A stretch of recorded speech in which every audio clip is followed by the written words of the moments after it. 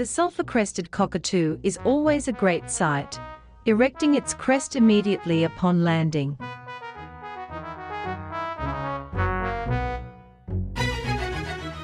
Can find seeds and some insects on the lawn, but they love the roots of the grass.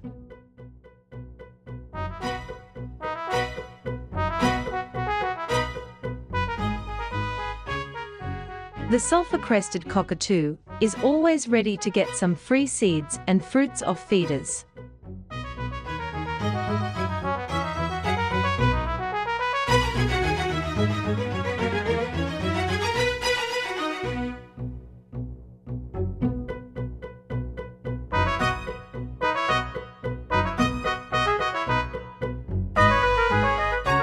If there are African tulip trees around, they come in midwinter to open the pods and eat the seeds, as seen in the images.